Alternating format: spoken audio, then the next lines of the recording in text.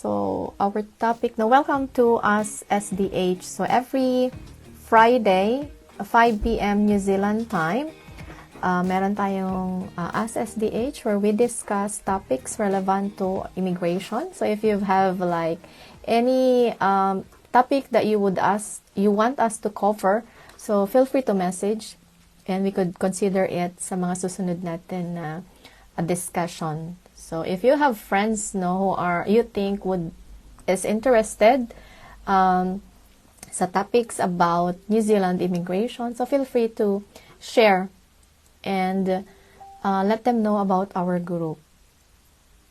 Okay, so last week our topic was about agriculture students. So for those na may mga friends who are in agriculture, okay, we have a recording last week. I think available din siya dito sa group. And then before mga last month we actually have discussed about teachers registration. So more on the details about how to register, yung process of registration for teachers dito sa New Zealand. Sorry.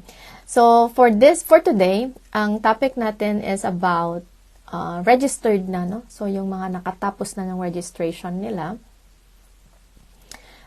it's about residency na.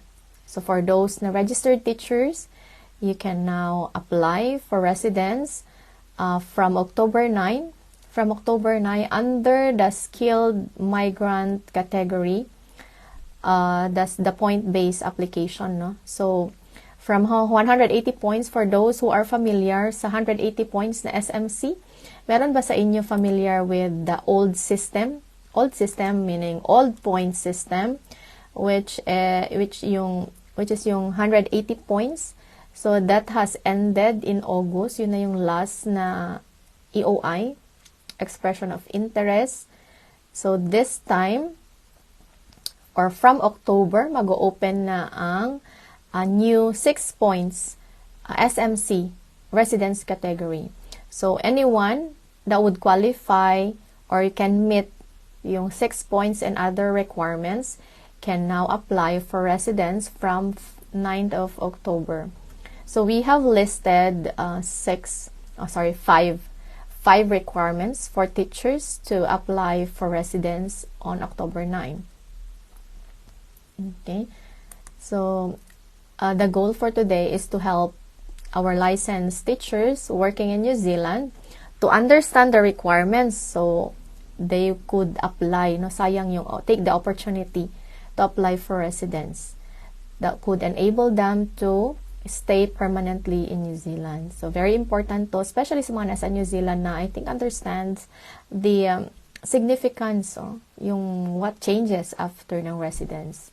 So madaming benefits of getting residence in New Zealand, one of which is hindi nyo na kailangan mag-renew, mag-extend ng mga visas ninyo once na naging resident na kayo dito.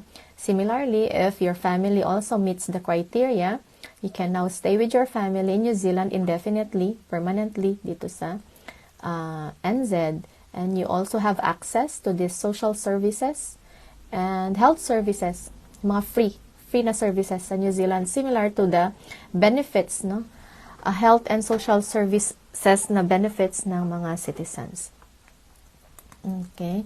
So, from 180 points, from October 9, magiging 6 points na siya. So, paano ba mag-claim ng 6 points under this new category? Paano ba siya i-claim? Okay. So, dun sa 6 points, there are 3 ways to claim 6 points. 3 categories. First, para mag-claim ng 6 points. Under this category, mag-choose lang kayo which one would get you higher points. Kasi ang importante is you get yung 6 points. So, first is based on the salary. Pag double the median wage, you can get points. So, very few lang yung mag-qualify dyan. Double the median wage, meaning almost $60 per hour yung sahod mo. So, very few yung mga nandyan, ang sahod.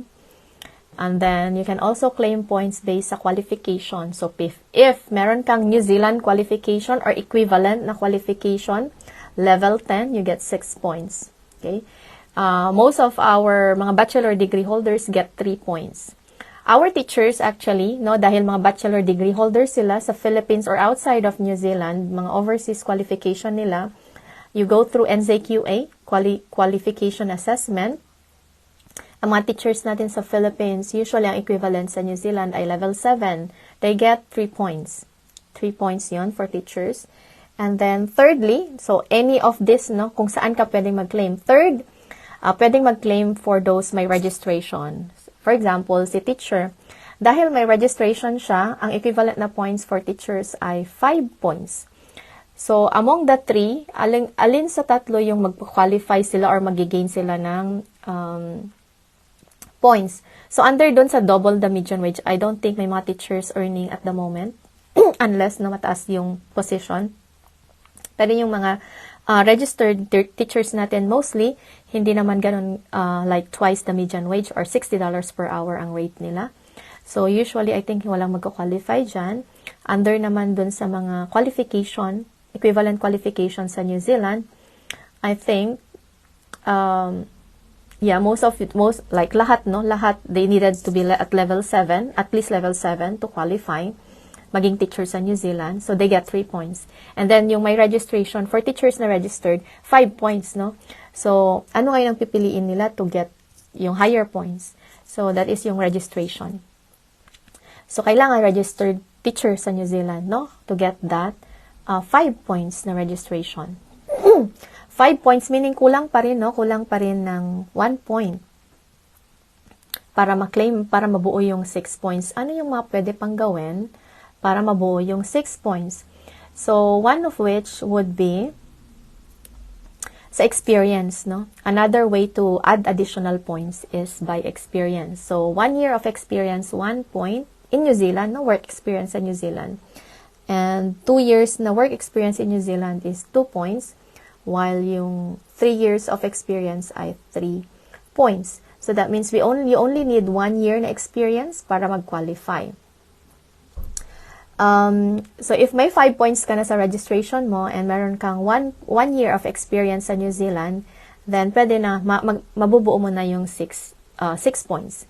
That means na from October, no, dahil ang start of applications ay by October, for those who have started working in New Zealand, na teachers who started working at least from October 2022, you can now apply this coming October 2023 dahil naka 1 year na kayo, no? So that means nabuo nyo na yung 6 points. For those na nag-start ng work after that, you just have to wait para mabuo yung 1 year.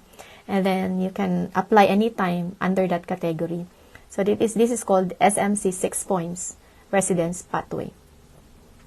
Ngayon, pag may 6 points ka na, that's the start, no? Yan yung first na requirement. Okay? What else pa ang kailangan aside from yung 6 points, no? So, we have identified na for New Zealand registered teachers, they needed to be registered and have 1 year New Zealand experience para magkaroon ng 6 points. Okay? That's the first requirement, yung 6 points. Aside from that, okay, you still need to meet yung character requirement, no? So, you need to, you should have a good character pa rin to qualify for residence. Another is yung health requirements. So, sa medical mo, you still need din yung health requirements ng medical. So, that's the third. And then, fourth is yung English, no? English language. So, for English requirement, ang requirement sa immigration is 6.5 overall na English test result, 6.5. Okay? So, for those teachers, no, they are required, actually, mga teachers natin to register sa New Zealand, they are required to have at least like 7, no? 7 sa IELTS nila. So, you can actually use yung test results ninyo when you applied for your registration. So, if you still have a valid, 2 years naman ang validity ng English test sa New Zealand, may 2 years na validity. So, you can use yung ginamit ninyo sa registration ninyo. So, if you have yung English, no? Yung English requirement na 6.5 overall na test result, English test result sa IELTS, or 58 sa PTE. Okay? So, you meet yung fourth na requirement.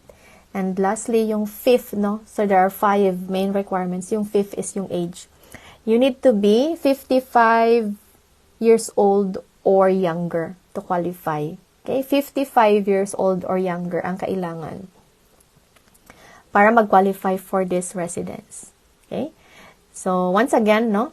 So, this is the requirements, 5 requirements para doon sa ating new. It's new kasi it opens on October 9, 2023. At the moment, it's closed. If you will search yung 6 points, Residence Pathway New Zealand, closed pa siya sa immigration website.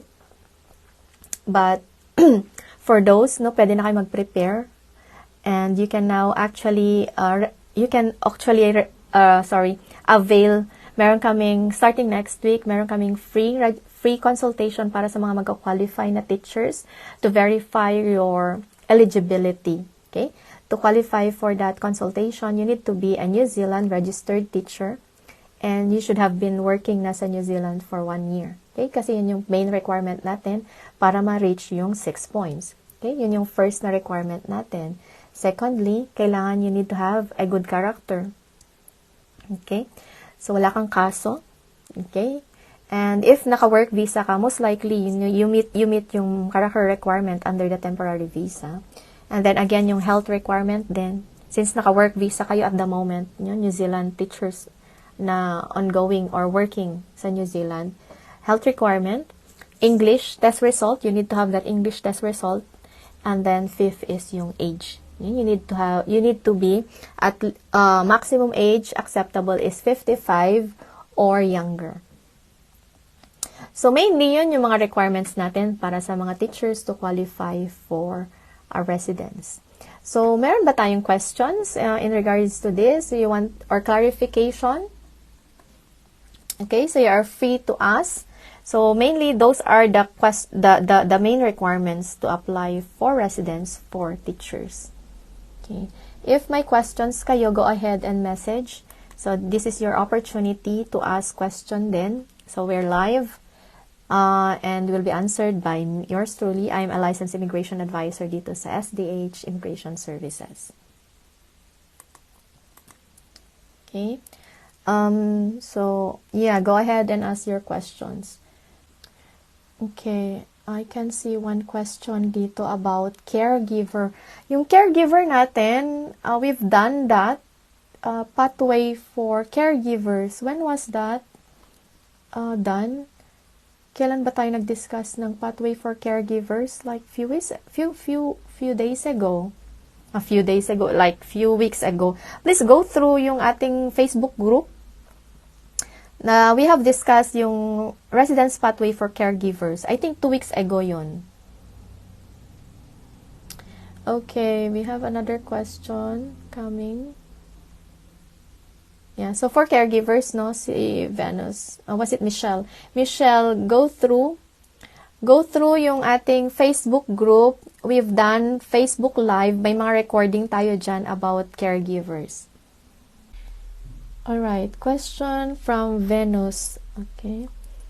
Hello, ask ko lang if madadala ang family even if mag-start pa lang magturo. Yes, the answer is yes, no? Pwede bang dalhin ang family para sa mga registered teachers na mag-a-apply for or have applied for work visa? Kailan nyo pwedeng dalhin ang family members ninyo? Actually, pwede nyo namang isabay sa mismong application ng Accredited Employer Work Visa if you are currently a holder na of an accredited Employer Work Visa and you wanted to bring your family, yes, pwede nang dalhin ang family. For children, naroon lang tayong threshold. Income threshold is about 43,000 which is below the median wage. So, if you meet yung median wage, that means na-meet nyo na rin yung income threshold. So, assumption is, na-meet yung income threshold since na-meet nyo din yung income or yung median wage na threshold. So, yes, you can now bring your family sa New Zealand.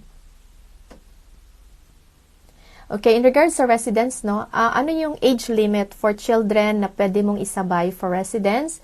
Until 24 years old. Okay, as long as hindi pa nagba-birthday, hindi pa siya nagto-turn 25, pwedeng isama ang dependent child dependent child meaning they are financially dependent sa inyo. Okay? And child also, no, financial, aside from financial dependence sa inyo, kailangan din, they are single, meaning wala silang ka-live-in, they do not have children of their own, and financially dependent sa inyo to bring, para mag-qualify sila doon sa residence. Okay? This is for mga, mga dependent children that can be included sa residence. So, age limit is 24 years old. Okay, another question is, if I take student pathway and got work visa, what are the requirements to gain residency? It's the same, no? It's the same, regardless kung how you entered New Zealand. Once na you get your certificate or your registration, parehas lang, yung diniscuss ko sa kanina na requirements for residence, yun na yon, yung 5 na requirements. Okay? So, regardless if you have entered New Zealand on a student visa and then later on converted into work visa, you can apply now for residence as long as meron na kayong job offer sa New Zealand from an accredited employer work visa, and actually, you need to have 1 year experience, no, as mentioned, 1 year experience working in New Zealand and registration, okay, before you apply for residence. So that means 1 year of waiting time from getting your certificate or registration license to practice in New Zealand. Okay, next question. Hello. Tanong ko lang, pwede bang mag-apply ng working visa? Kasi po ang visa ko po ngayon, visit visa, kasama ko po ang mga anak ko. Siguro ang question is, pwede bang i-convert ang visit visa to work visa? The answer is yes. Well, as long as eligible ka for that accredited employer work visa, if yun yung applyan mo na work visa, there are two types. There are different types of of work visa. The most common one is accredited employer work visa and partnership work visa. So question, can you convert visit visa to another type of visa? If yung visit visa mo is open, walang nakasulad na limited sa visa mo, yes, you can convert to or can apply for further visa while in New Zealand. You don't need to exit. So, make sure na walang limited na nakasulat sa inyong visit visa. Okay. Do you need an employer para sa teaching? For residents, kailangan mo ng employer. Similarly, to get a work visa, kailangan mo din ng employer. You need a job offer. Okay? Para sa accredited employer work visa. And then, para naman sa mga naka-student visa, once you complete yung yung 1 year of study sa mga who will be taking that pathway, after you finish your 1 year of study, you are actually eligible for post-study work visa. That post-study work visa, you don't need an employer para mag-apply, no? Again, that's post-study work visa. For teachers, hindi kailangan ng employer dahil nasa green list yung inyong course. Okay? Well, you can work, no? You can work after na makuha nyo yung post-study work visa and just wait, no? Kailangan nyo pa rin ng experience na 1 year para mag-qualify for residence under the skilled migrant category 6-point system. Okay. Another question, I hold accredited employer work visa. Ano po ang visa for my husband? 1 year living together, we are living with my parents. Okay. If you hold an accredited employer work visa, depende ulit kung anong klaseng accredited employer work visa. Depende sa occupation, no? If your occupation or your position na nakasulat sa inyong work visa is listed under the green list, meaning yung position mo or your occupation is nasa listahan ng green list. For example, teachers ay nasa green list. So, since I am assuming na teacher ka, if you hold an accredited employer work visa as a teacher, since teacher ay nasa green list, you can support a partnership work visa if you meet the criteria for partnership. So, yes, required for partnership is genuine, stable relationship, and you have lived together. For those who are currently living apart, you would qualify kahit 1 year yung that you live together as long as you have sufficient evidence to support that. Okay, ECE teacher, 30 hours, $30 per hour, Glenies. Yeah, in regards doon sa, yes, under doon sa green list, it's tier 2. So, there are two pathways for teacher. We have the work to residence ng green list tier 2. But ang waiting time mo dyan is 2 years. Okay? So, we have two pathways for teachers. We have the green list tier 2 work to residence. You need to wait for 2 years before you apply for residence. While yung bagong pathway, bago because it's new, bago yung criteria or system. The SMC 6 points, you only need to work for 1 year before you apply for residence. You don't need to wait for 2 years. Okay? So again, there are two pathways for teachers. We have the green list tier 2, work to residence. That means you need to have work in New Zealand for at least 2 years to qualify for that, WTR. Another one is the SMC 6 points. Yun yung dinidiscuss natin. You only need 1 year of New Zealand experience para mag-apply ng residence. So that means may mga magko-qualify na this coming October. Okay, we actually have clients, I think, na dumating before that. So you can qualify or apply from October 9 as long as you meet the other requirements as well. Okay. So, for those na merong equivalent, no, for example, level 9, this is under the SMC, no, to claim paano mabuo yung 6 points. If under sa NZQA, kasi NZQA ang nag-assess ng overseas qualification natin, for example, qualification gained or awarded in the Philippines, if you were awarded level 9, may equivalent din na points yan under the system. Level 9, I think, is 4 points, no? So, if 4 points yun, that means you still need, again, 2 years. Okay? So, it's very similar lang din sa green list. But, yeah, there are many ways. There are various ways. 3 ways to claim that 6 points. There are 3 categories. So, you can use your qualification or yung registration ninyo. For teachers, I recommend yung registration kasi you can get 5 points. Unless may PhD din kayo. If may PhD, okay, equivalent sa New Zealand, no? Equivalent, meaning na ana-assess by NZQA as equivalent to level 10, then you can also use that to claim yung 6 points ninyo. If you have that, you only need now, if 6 points na, for example, PhD kayo, ang NZQA assessment, then you don't need to wait for 1 year. You can now go ahead as long as may job offer from an accredited employer, work visa. Pwede na mag-proceed to residence under the SMC 6-point system. Alright. In regards naman sa, how much ang magagastos for student pathway. So, every Saturday, meron tayong study work pathway. So, we invite you to join there.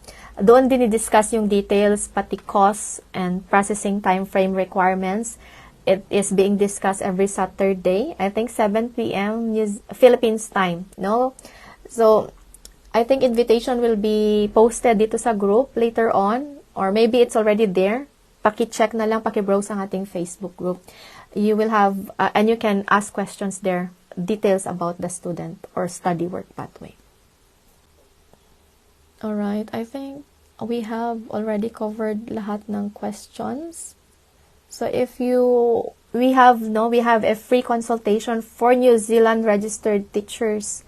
So, if you meet the criteria, you can go ahead and contact Jom or Dan, our service specialist, to book for a free consultation. Our consultation is usually, especially yung mga residence eligibility, our 1-hour consultation costs 150 New Zealand dollars. So, it's free from next week. So, go ahead and message them to book for your consultation if you meet the requirements mentioned or discussed earlier today. Yan. So, I think we've covered everything na mga questions nila. Yeah. Okay na tayo. So, thank you everyone for joining us today. For next week, we will be here again at 5 p.m. New Zealand time. So feel free to join again next week. Our topic for next week, let me go and check our calendar for our schedule. So next week na topic is about partnership. Okay, partnership naman. Okay, 5 tips. What are the 5 tips? to get an approval on a partnership visa application. So for those who are planning to apply for partnership, you are welcome to join us next week. Okay, the same time every Friday, 5 p.m. New Zealand time. So thank you guys. Thank you everyone for joining us today, and we'll see you again next week. Bye-bye.